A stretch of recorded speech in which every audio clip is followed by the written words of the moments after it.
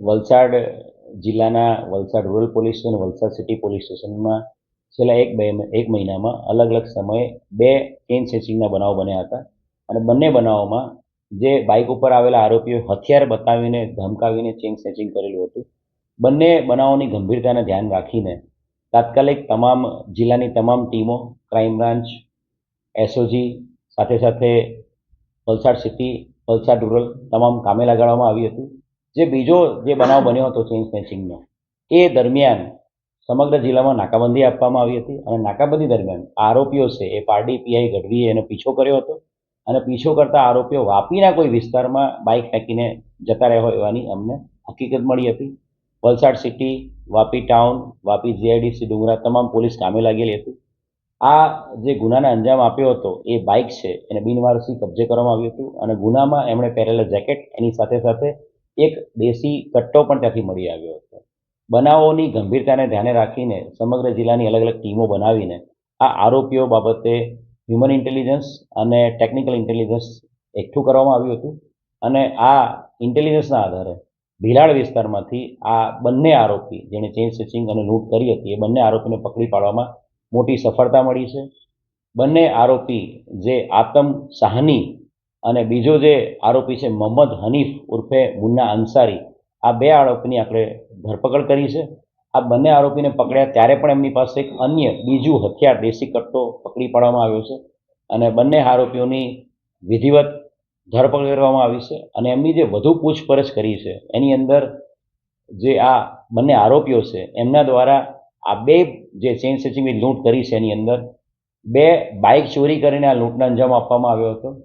સાથે સાથે આ ચેઇન સ્નેચિંગની લૂંટ કરવા માટે એમણે હથિયારો પણ એમના જે મિત્ર છે સંદીપ, સાથે સાથે સુનિલ અને ત્રીજો દુર્ગેશ, આ 3ની મદદથી હથિયારો પણ ઉત્તર પ્રદેશથી મંગાવેલા હતા. એટલે કુલ 2 આર્મ્સ એક્ટના ગુનાઓ, 2 બાઇક ચોરી, 2 ચેઇન સ્નેચિંગની લૂંટ અને 1 જૂની મોબાઈલ ચોરી, એમ 7 જેટલા ગુનાઓ ડિટેક્ટ કરવામાં વલસાડ જિલ્લા પોલીસને સફળતા મળી છે. આ આતમ રામ ગોવિંદ સાહની છે, આતમ સાહની એ ઉત્તર પ્રદેશનો નામચીન ગેંગસ્ટર છે.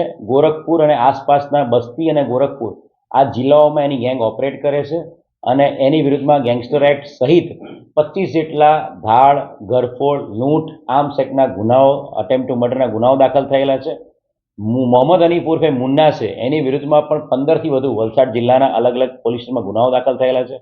આ આરોપીઓ સંદીપ જે પકડવાનો બાકી છે એ મુન્નો અને આતમ સાહની, આ લોકો ઉત્તર પ્રદેશની બસ્તીની જેલમાં સાથે હતા અને મુન્ના અને સંદીપના કહેવાથી આ ગેંગસ્ટર જે આતમ છે એનો કોઈ વલસાડનો કોઈ ગુનાહિત ઇતિહાસ નથી. એટલે વલસાડ જિલ્લામાં ઓપરેટ કરવા માટે લોકોએ શરૂઆત કરી હતી અને વલસાડ જિલ્લા પોલીસની સક્રિયતા અને ગુજરાત પોલીસની સક્રિયતાના કારણે આ 2 ચેઇન સ્નેચિંગ કર્યા બાદ તરત જ આ આરોપીને પકડી પાડવામાં સફળતા મળી છે.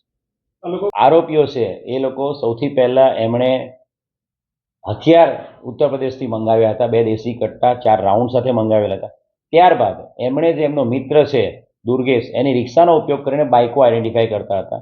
સૌથી પહેલાં એ લોકો બાઇક ચોરી કરતા હતા લોકોનું અને પછી એ ચોરીનું બાઇક છે એ અવારું જગ્યા પર મૂકી દેતા હતા અને સાંજના સમયે 7 થી 8 વાગ્યાના સમયે લગ્નનો સિઝન પણ છે એટલે મોટાભાગની જગ્યાઓ ઉપર લગ્નના સિઝનમાં લોકો હાર અને ચેઇન એવું પહેરે નીકળતા હોય છે. એવા વિસ્તારો ટાર્ગેટ કરતા હતા અને એટલે જ એમણે વલસાડ સિટી અને રૂરલ એરિયામાં જ્યાં મહિલાઓ કે પુરુષો જે ચેઇન પહેરીને જતા હોય એવાને ટાર્ગેટ કર્યા હતા. આ આરોપીઓ